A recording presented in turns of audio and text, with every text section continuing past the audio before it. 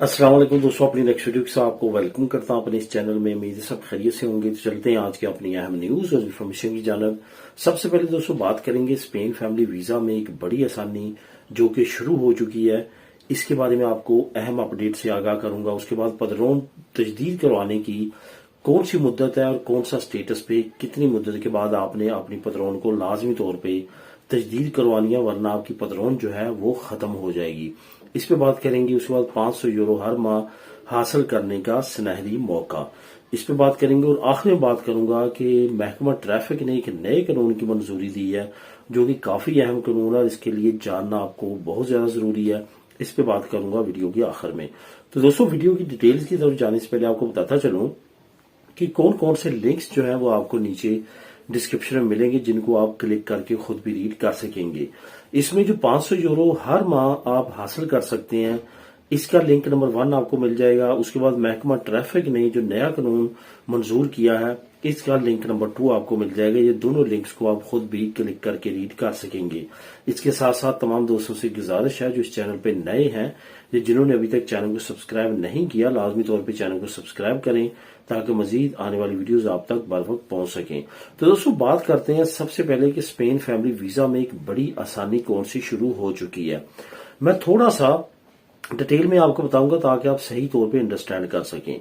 देखिए, 2 कैटेगरीज हैं, एक तो रेजिडेंट कार्ड होल्डर्स की है और एक नेशनलिटी होल्डर्स की है। नेशनलिटी होल्डर्स के लिए तो आपको पता है कि ना तो आपको घर रिक्वायर्ड है और ना ही आपकी फाइनेंशियल जो स्टेटमेंट है वो रिक्वायर्ड है, यानी कि दोनों चीजें ना भी हों तो आप अपनी फैमिली को अपनी होम कंट्री में अप्लाई कर सकते हैं, बुलवा सकते हैं। लेकिन अगर दूसरी तरफ देखा जाए रेजिडेंट कार्ड होल्डर्स को, तो उसमें जो है वो फाइनेंशियल कंडीशन भी आपकी देखी जाती थी और साथ साथ आपकी घर की रिक्वायरमेंट भी थी।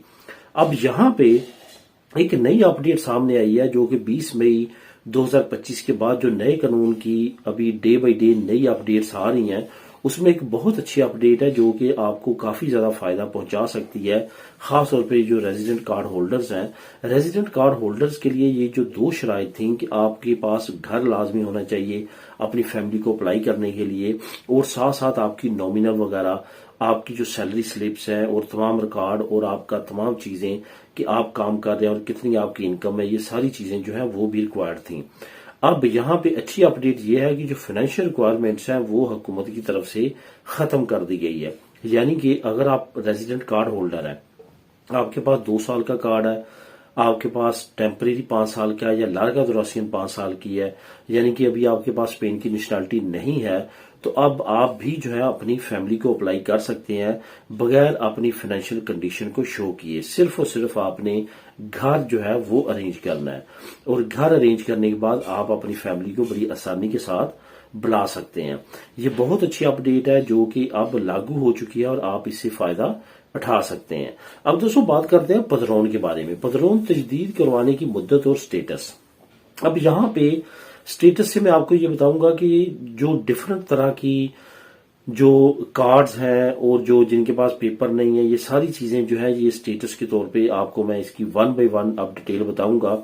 अगर तो आपके पास पेपर नहीं है स्पेन के और आपने अपनी पदरों में तो करवाई है, तो आपके लिए बहुत ज्यादा जरूरी है कि पदरों में तो कंटिन्यूसली चले। ये आपने अपनी जहन में रखना है कि 3 महीने मैक्सिमम 4 महीने का गैप जो है वो भी विद प्रूफ चल जाता है। अगर आपकी 3 से 4 महीने पदरों तो कट जाती है, फिर आपके पास कोई प्रूफ है कि आप इधर ही थे, तो फिर आपको कोई प्रॉब्लम नहीं होगी। लेकिन अगर इससे ज्यादा आपकी पदरों तो कट जाती है, तो फिर आपको नए सिरे से स्टार्ट करना पड़ेगा अपनी पदरों को, और नए सिरे से आप अपने डॉक्यूमेंट की जो रिक्वायरमेंट है 2 साल की, वो आपको पूरा करनी होगी। इस वजह से बहुत ज्यादा एहतियात की जरूरत है वो उन लोगों को जिनके पास पेपर नहीं है। वो जब पदरों तो करवाते हैं, वो लाजमी तौर पर हर 2-3 महीने बाद अपना सर्टिफिकेट करवाते रहें। युनता में तो जाएं, वहां पे अपना जो है हिस्टोरी को या आप कहेंगे ओखरी पदरों दे दें, वो आपको देते रहें, उनको संभालते रहें। साथ साथ मेडिकल का भी प्रूफ और की सरकारी लाइब्रेरी वगैरह का इस तरह के प्रूफ जो है वो लाजमी तौर पे इकट्ठी करते रहें, ताकि अगर खुदा न खास्ता आपकी पदरों में कोई मसला बनता भी है तो आप उन प्रूफ को एज अ प्रूफ इस्तेमाल कर सकते हैं।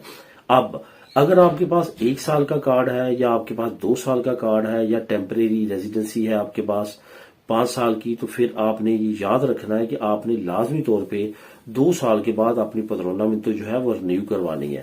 بغیر پیپروں والوں کے لیے بھی یہی شرط ہے کہ 2 سال بعد آپ نے پدرون ویسے بھی رینیو کروانی ہے، لیکن ساتھ پروف بھی لیتے رہنا ہے۔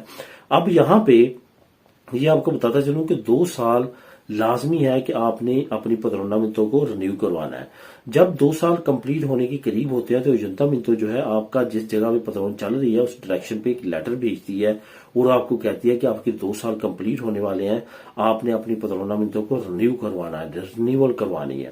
اب آپ نے جانا ہے اور وہاں پہ جا کے اپنی پدرونہ منتو کی رینیول کروا لینی ہے۔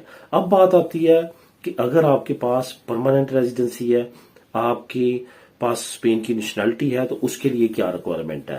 اگر آپ کے پاس پرماننٹ ریزیڈنسی ہے یا اسپین کی نیشنلٹی ہے آپ کے پاس، تو پھر آپ پہ یہ لازم نہیں ہے کہ آپ نے 2 سال بعد اپنی پدرونہ منتو رینیو کروانی ہے۔ پھر پرماننٹلی آپ کی پدرونہ منتو جو ہے وہ چلتی رہے گی اس وقت تک جب تک آپ اس کو وہاں پہ تبدیل نہیں کرواتے یا کٹواتے نہیں ہیں۔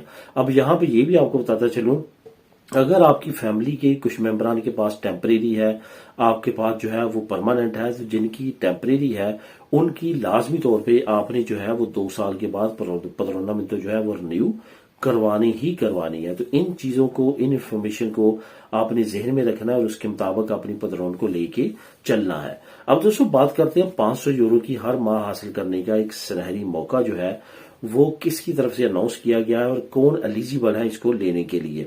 اصل میں جو پبلک سیکٹر ہے، جیسے کہ ہمارے کنٹریز میں سی ایس ایس کا یا پی سی ایس کا ایگزام ہوتا ہے، صوبائی لیول پہ سی ایس ایس کا ایگزام ہوتا ہے وفاقی لیول پہ، تو اسی طرح سے یہاں پہ بھی صوبائی لیول پہ جو ہے وہ ایگزام ہوتے ہیں جو آپ کہتے ہیں کہ مقابلے کے امتحان، جس میں آفیسر وغیرہ بھرتی ہوتے ہیں یا اس طرح کی دوسری کیٹیگری میں لوگ پبلک سیکٹر جس کو بولتے ہیں، وہاں جو ہے وہ کوالیفائی کرتے ہیں اور جاتے ہیں۔ اسی طرح سے وفاقی لیول پہ بھی یہاں پہ ہوتا ہے۔ یہاں پہ صوبائی لیول پہ کتالونیا نے اناؤنس کیا ہے وہ اسٹوڈنٹس جو کہ پبلک سیکٹر میں جانا چاہتے ہیں اور وہ اس کے لیے کوالیفائی کرنا چاہتے ہیں، اسٹڈی کرنا چاہتے ہیں، ان کے لیے بونس کی اناؤنسمنٹ کی گئی ہے۔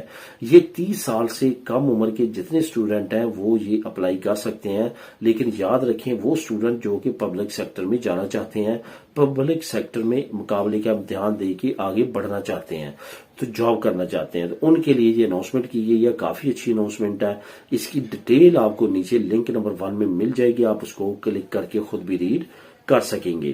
اب دوستوں بات کرتے ہیں آخر میں محکمہ ٹریفک کی، جو کہ ایک اسپین کا نیا قانون جو ہے وہ اناؤنس کیا گیا ہے محکمہ ٹریفک یعنی کہ ڈی جی ٹی نے۔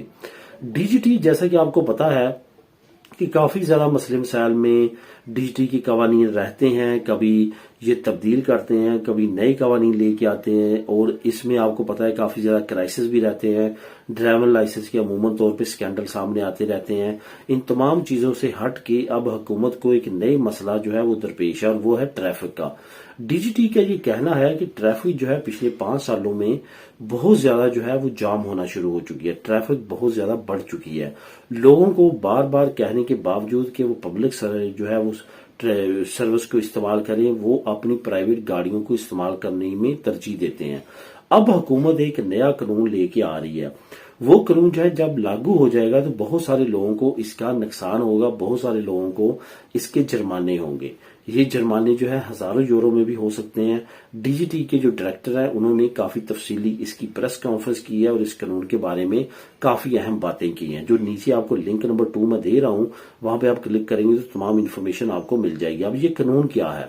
یہ قانون انہوں نے کہا ہے کہ جو لوگ ایک گاڑی میں ایک بندہ ہی سفر کرتا ہے، خاص طور پہ بڑے شہروں میں جو کہ بہت زیادہ بزی ہیں، جیسے بارسلونا ہوا، میڈل ہوا، سویا ہوا، بلبا ہوا، اور بڑے بڑے جو شہراء ہیں، وہاں پہ اگر ایک ہی بندہ گاڑی پہ سفر کر رہا ہوگا تو اس کو جرمانہ ہوگا۔ کم سے کم 2 لوگ جو ہے ایک گاڑی میں سفر کریں گے تو پھر وہ ایکسیپٹیبل ہوگا، ان کو جرمانہ نہیں ہوگا۔ یعنی کہ یہ ترجیح دے رہے ہیں کہ لوگ جو ہے صرف ایک بندہ سفر کرنے کے لیے اپنی گاڑی نہ نکالے، کم سے کم 2 لوگ ہوں یا 2 سے زیادہ ہوں تو پھر آپ جو ہے گاڑی اپنی نکالیں، ورنہ جو سروسوں کی پبلک کو ہے جیسے کہ میٹرو ہے، بس ہے، ٹیکسی ہے، اس کا استعمال کریں، اس کے ذریعے جو ہے آپ سفر کریں۔ تو اس طرح کی اپڈیٹ جو ہے وہ محکمہ ٹریفک کی طرف سے آئی ہے۔ نیچے آپ کو میں لنک پرووائڈ کر رہا ہوں، اس کو کلک کریں اور ریڈ کریں. ملے نیکسٹ ویڈیو میں نئی اپڈیٹس کے ساتھ. اللہ حافظ.